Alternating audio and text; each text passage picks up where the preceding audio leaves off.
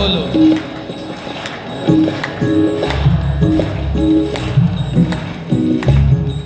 जीवन धन परम धन राधा राधा राधा राधा राधा।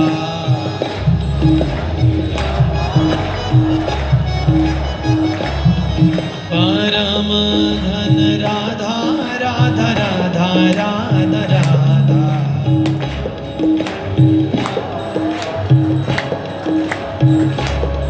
हमारो धन राधा श्री राधा श्री राधा।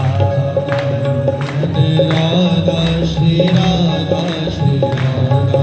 हमारो धन राधा श्री राधा श्री राधा। राधा श्री राधा श्री राधा। परम धन राधा राधा राधा राधा राधा।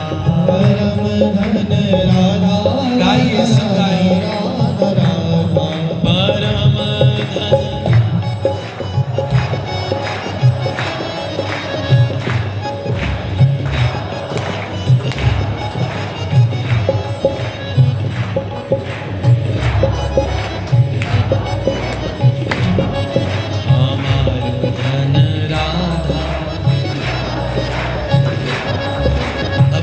स्वर से राधा राधा राधा। जय हो जय हो। बलिहार बलिहार।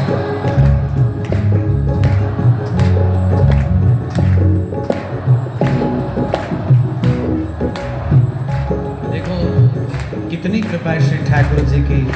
सत्संग की महिमा चल रही है, वैष्णवों की महिमा हो रही है, और इसी बीच जीवन भर जिन्होंने अपनी वाणी के द्वारा खूब भगवान नाम गाया और सबको भगवान नाम का प्रसाद बांटा। संकीर्तन जगत में हम बालकों के लिए आप लोग आदर्श हैं।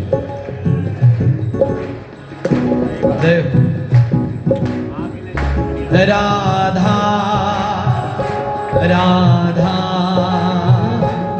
राधा राधा राधा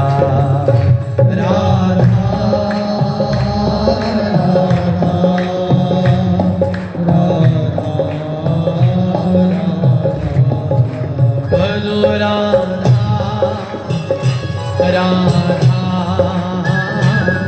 राधा राधा।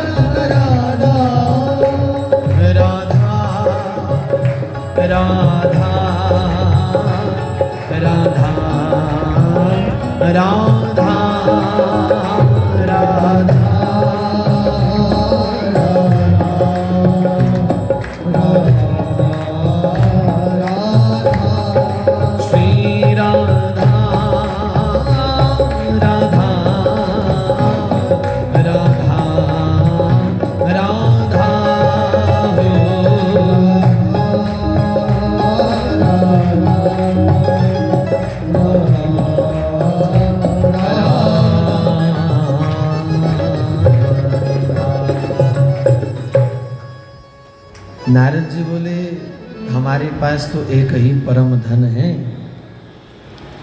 चोर चोरी नहीं कर सकता, लुटेरा कोई लूट के ले जा नहीं सकता, खर्च करो तो कम हो नहीं सकता, जितना खर्च किया जाए उतना उतना बढ़ता जाता है।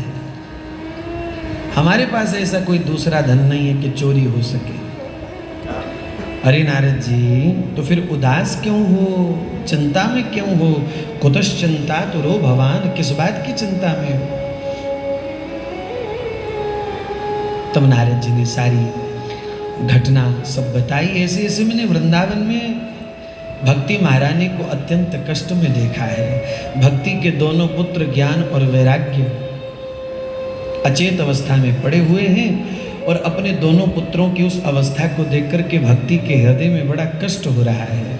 और उन्हीं के कष्ट को दूर करने के लिए मैंने बहुत से प्रयास किए, मैंने बहुत से साधन किए। गीता पाठिर मुहुर्मुहुः, उन्हें मैंने गीता जी का पाठ तो बार बार सुनाया, लेकिन फिर भी उन्हें कोई लाभ नहीं हुआ।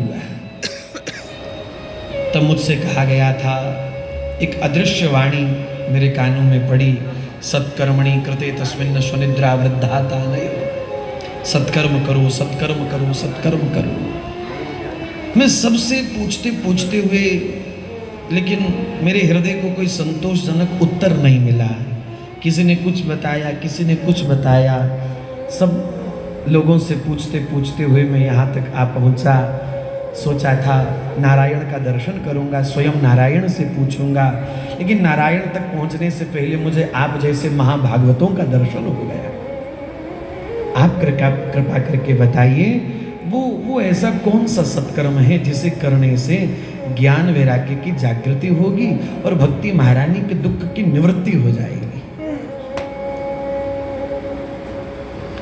सनकादिक ऋषियों ने